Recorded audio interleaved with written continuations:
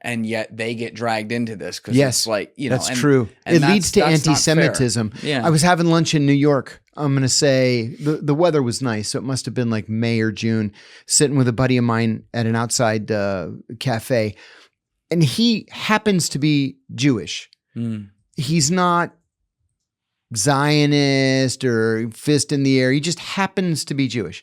So we're talking about this, about October 7th and the war, about Israel's response to October 7th.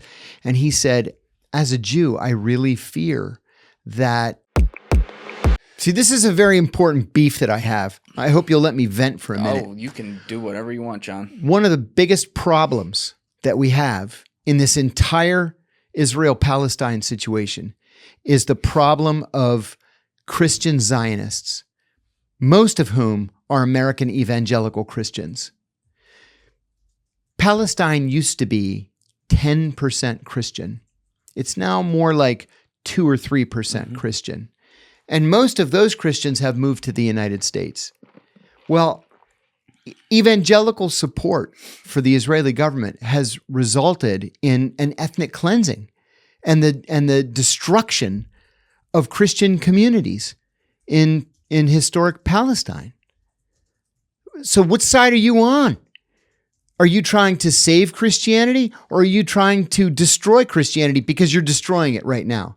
And listen, and I'm going to take a lot of shit in your comment section for saying this, but listen, if your religion was created in somebody's basement in the 1800s, I don't want to hear your position on Israel and Palestine. I don't find it valid.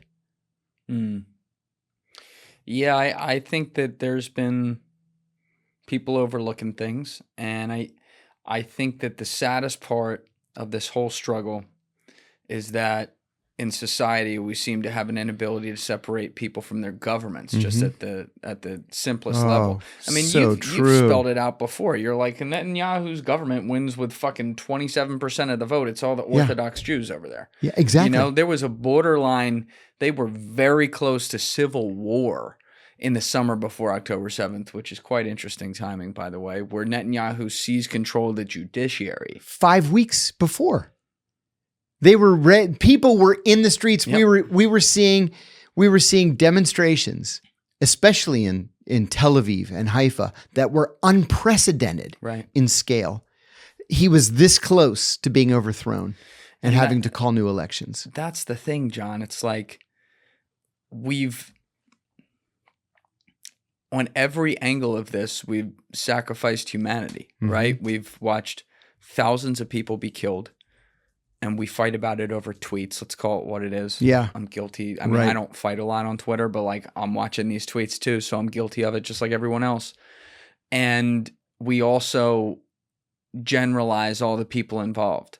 And these are this is such a nuanced situation when it comes to the people involved and who it is. And like you've now seen.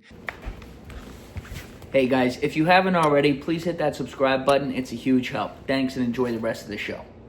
You know, I have so many Jewish friends in America who don't fuck with what Israel's doing at all.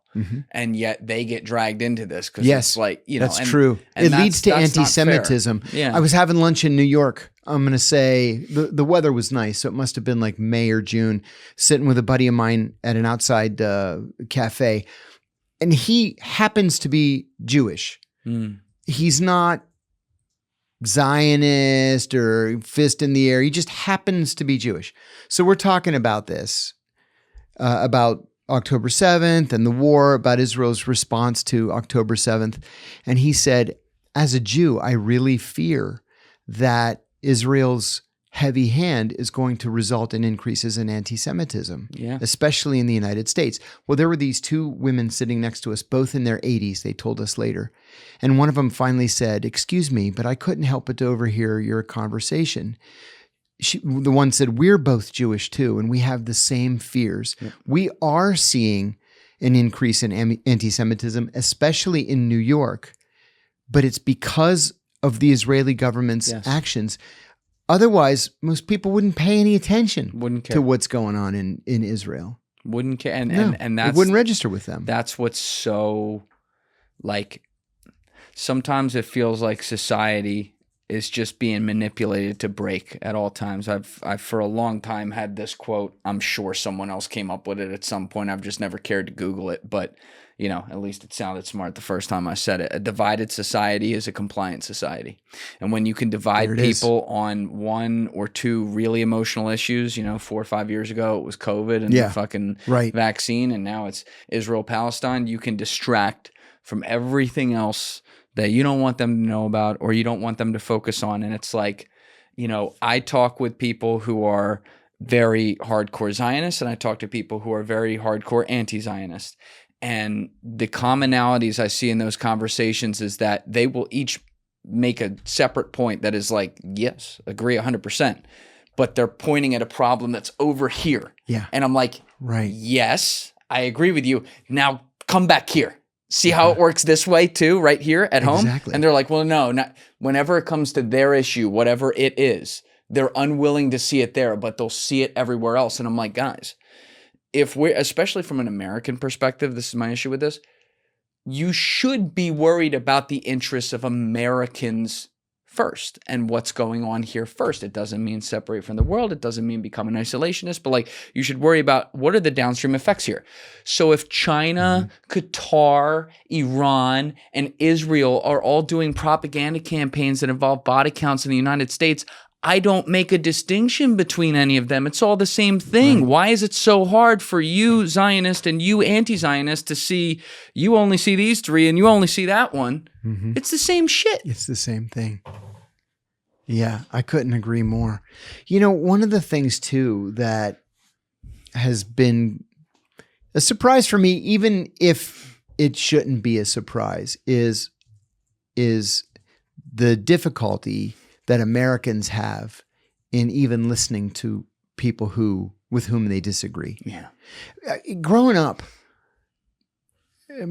just like on my dad's side, as an example, when my dad's parents came to the United States, my grandmother was a royalist, right? She supported the Greek royal family, which wasn't Greek, it was Danish, and the king couldn't even speak Greek, so he was overthrown, which he deserved to be.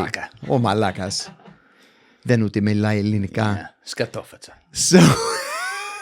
So my grandfather was a Republican with a small r. He supported the establishment of the Hellenic Republic, and that's what the Greeks have now. Politically, they both somehow became Democrats.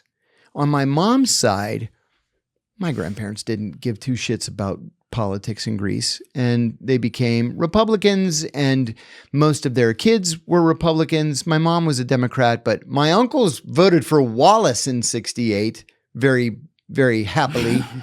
And I remember and I won't even say it because it's a tough vote. It involves some not very nice words, but they voted for Wallace, my two uncles, and then I still remember being a little kid and seeing the Nixon Now buttons that they had on. So it just never occurred to me that there were people out there who wouldn't speak to other people just because they believe in one thing or don't believe in another.